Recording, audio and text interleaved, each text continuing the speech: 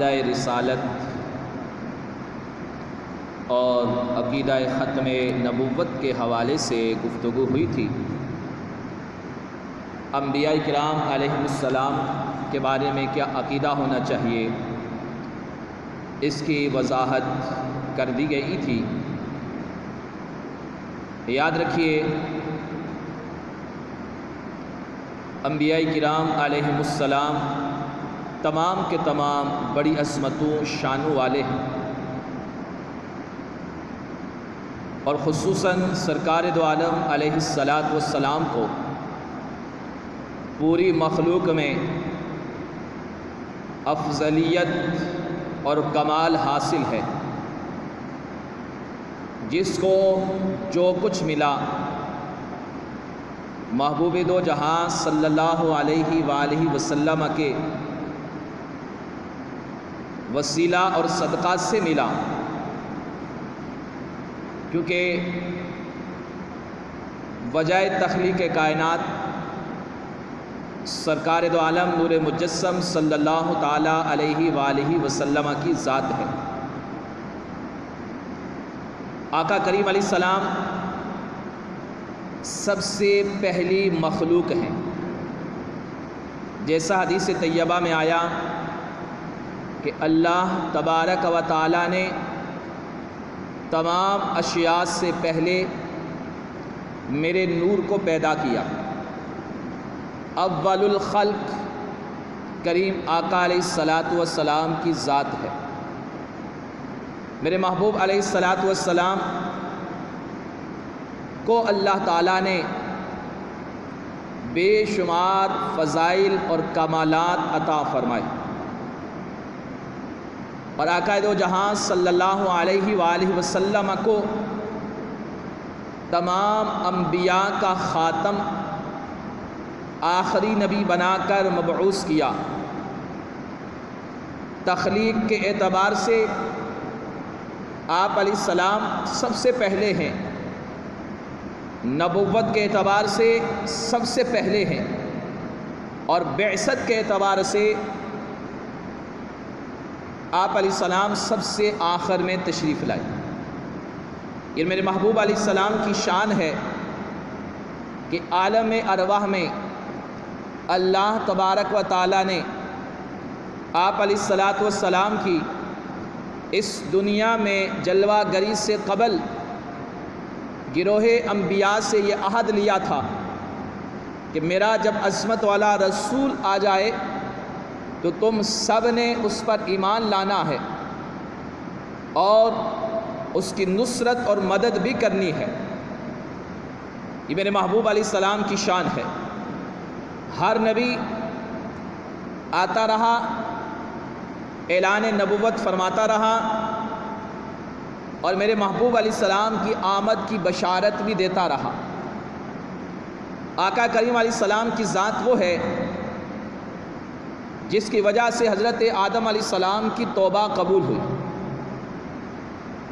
آپ علیہ السلام کے وسیلہ سے اہل کتاب آپ علیہ السلام کی جلوہ گری سے قبل بھی دعائیں فرمایا کرتے تھے اور فتح یاب ہوا کرتے تھے۔ سورہ بقرہ کی آیت مبارکہ موجود ہے، وَمِن قَبْلِ يَسْتَفْتِحُونَ، کہ وہ اس سے پہلے اس رسول کے وسیلہ سے دعائیں مانگ کر فتحیں مانگا کرتے تھے، اور اللہ تعالیٰ انہیں فتح عطا فرمایا کرتا تھا۔ آقا دو جہاں صلی اللہ علیہ وآلہ وسلم کو اللہ تبارک و تعالیٰ نے پوری کائنات کے لیے رحمت بنایا، اور اعلان فرمایا وَمَا أَرْسَلْنَاكَ إِلَّا رَحْمَةً لِلْعَالَمِينَ۔ میرے محبوب علیہ السلام کی یہ شان ہے کہ آقا کریم علیہ السلام کے اعضاء مبارک، جسم مبارک کے حصوں کا ذکر قرآن مجید میں موجود ہے۔ سر مبارک کا ذکر، گردن مبارک کا ذکر، چہرہ مبارک کا ذکر، آنکھ کا ذکر، زبان کا ذکر، دل مبارک کا ذکر، سینہ مبارک کا ذکر، آپ کے قدمین مبارک کا ذکر، آپ کے بازو، آپ علیہ السلام کے ہاتھ مبارک، ان سب کا ذکر قرآن مجید میں موجود ہے۔ اور اللہ تعالیٰ نے مختلف مقامات پر اعضائے مصطفیٰ صلی اللہ علیہ وسلم کا ذکر خیر فرمایا۔ آقا دو جہاں صلی اللہ علیہ وآلہ وسلم کو رب نے بے شمار علوم غیبیہ عطا فرمائے، جیسا قرآن مجید کی آیات مبارکہ میں ہے کہ اللہ تعالیٰ اپنے رسولوں میں سے جسے چاہتا ہے غیب کا علم عطا فرماتا ہے۔ اور یہ بات ذہن میں رکھیے گا کہ انبیاء کرام علیہ السلام کے بارے میں ہمارا عقیدہ یہ ہے کہ اللہ تعالیٰ انہیں علم غیب عطا فرماتا ہے، اللہ کی عطا سے وہ جانتے ہیں، رب بتاتا ہے تو وہ جانتے ہیں۔ انبیاء کرام کا علم رب کے مقابلے میں محدود ہے، متناہی ہے، حادث ہے، اور اللہ کا علم ازلی ہے، ابدی ہے، ذاتی ہے، حوادثات سے پاک ہے۔ یہ عقیدہ یاد رکھیے گا، اور ہمارا یہی عقیدہ ہے کہ رب کی عطا سے جانتے ہیں۔ ایسا عقیدہ نہیں ہے کسی مسلمان کا کہ ڈائریکٹ خود سے وہ جان لیتے ہیں۔ یہ بات ذہن میں رکھیے گا، میرے محبوب علیہ السلام کی کثرت سے بخاری اور مسلم کے اندر حدیث طیبہ موجود ہیں کہ آقا کریم علیہ السلام نے علوم غیبیہ کی خبریں عطا فرمائی۔ وَعَلَّمَكَ مَا لَمْ تَكُنْ تَعْلَمْ کی شان کہ آپ جو نہیں جانتے تھے سب کچھ رب نے سکھا دیا۔ یہ میرے محبوب علیہ السلام کے لیے قرآن کا اعلان موجود ہے۔ اور یاد رکھیے، باطل فرق قرآن کی ان آیات سے استدلال کرتے ہیں جن آیات میں علم غیب ذاتی کی نفی کی گئی ہے کہ خود سے میں کچھ نہیں جانتا غیب۔ وہ آیتیں لے کر کہتے ہیں کہ دیکھو نبیوں کو کوئی غیب علم تھا ہی نہیں، اور معاذ اللہ اگر یہ ان کی جہالت پر مبنی نہ ہو تو ورنہ وہ لفظ سے نبی ہی کو دیکھ لیں۔ نبی لفظ کا معنی ہی یہی ہے جو غیب کی خبر دینے والا ہو۔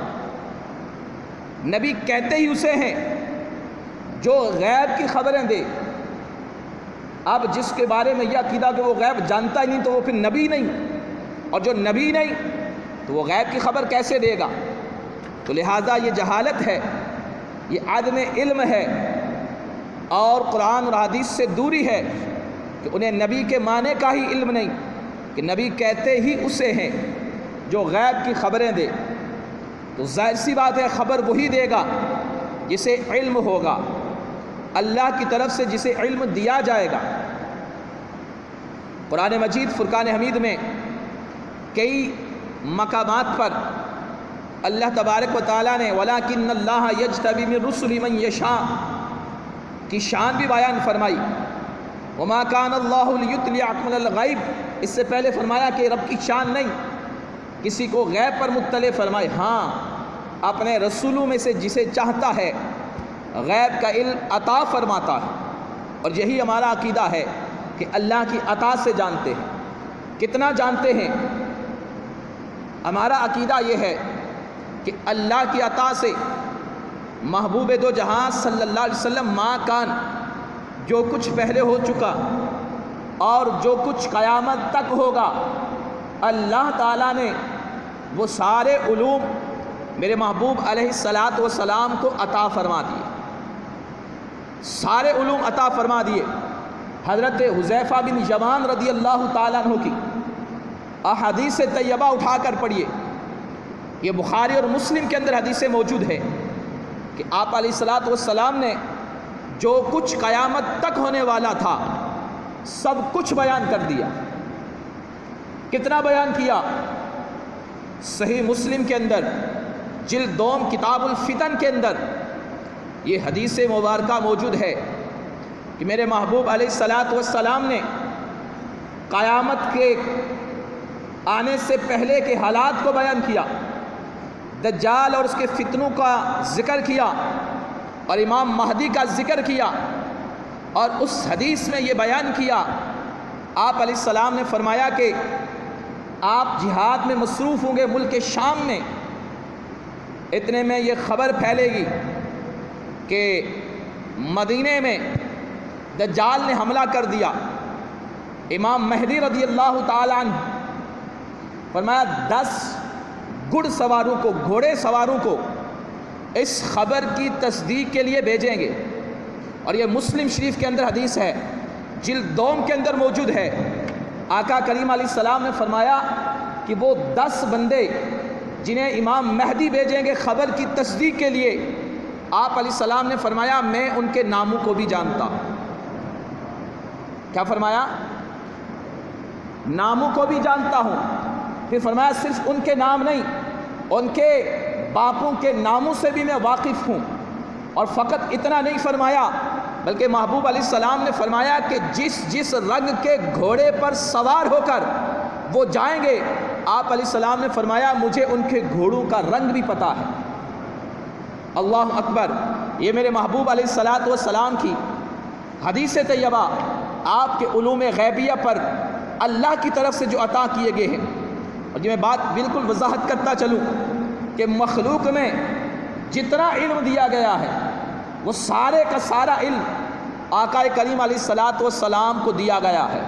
مخلوق کا علم کلی، یہ بات ذہن میں رکھیے گا، میری قیودات کو غور سے سنیے گا کہ مخلوق کا علم کلی یعنی مخلوق میں جتنا علم دیا گیا ہے وہ سارے علوم آقا کریم علیہ السلام کو عطا کیے گئے، اور رب کے مقابلے میں اس علم کی نسبت کیا ہے؟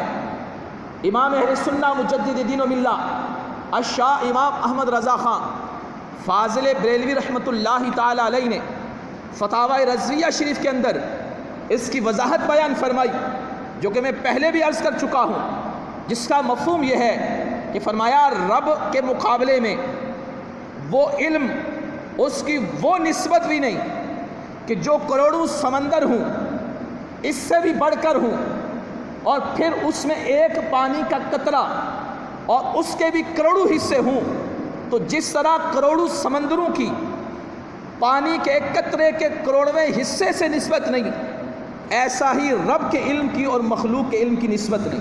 یعنی رب کا علم لا متناہی، غیر متناہی ہے، اس کی وہ حیثیت ہے کہ جو کروڑوں سمندر لا متناہی، یعنی جس کی کوئی حد بھی نہیں، اور مخلوق کا علم اتنا تھوڑا ہے، لیکن مخلوق کا جو علم کلی ہے وہ سارے کا سارا آقا کریم علیہ السلام کو عطا فرمایا گیا ہے۔ مخلوق کا علم کل، رب کا علم کلی نہیں، یہ بات ذہن میں رکھیے گا، کیونکہ رب کا علم غیر متناہی ہے، قدیم ہے، ذاتی ہے، حوادثات سے پاک ہے، اور انبیاء کا علم عطائی ہے، اللہ کی عطا ہے، متناہی ہے، محدود ہے۔ اللہ کے مقابلے میں رب کے علم کے مقابلے کی بات کر رہا، اور مخلوق کا جو علم ہے وہ آقا کریم علیہ السلام کو تام عطا کیا گیا، کیونکہ قرآن نے کہا تبیانا لکل شیء، قرآن میں ہر چیز کا واضح بیان موجود ہے، ولا رطب ولا یابس، کوئی خشک کوئی تر نہیں، کوئی چھوٹا کوئی بڑا، کچھ کائنات میں ایسا نہیں جس کا ذکر قرآن میں موجود نہ ہو۔ اور قرآن میں جو کچھ ہے، رب نے فرمایا الرحمن علم القرآن، کہ رحمان نے اپنے محبوب کو قرآن سکھایا۔ اب قرآن میں جو کچھ ہے وہ سب اللہ تعالیٰ نے مصطفیٰ کریم کو سکھایا، اور قرآن میں جو کچھ ہے وہ سب کا سب ہے، کوئی چیز نہیں چھوڑی۔ تو یہ دلیل ہے کہ آقا کریم علیہ السلام کو رب نے علوم عطا فرمائے۔ ہاں کسی کو اعتراض ہے تو رب کی عطا پر معترض ہے کہ رب نے نہیں عطا کیے، تو اسے چاہیے کہ پھر وہ دلائل قطعیہ لائے جس میں یہ ہو کہ رب کی عطا سے بھی نبی نہیں جانتے۔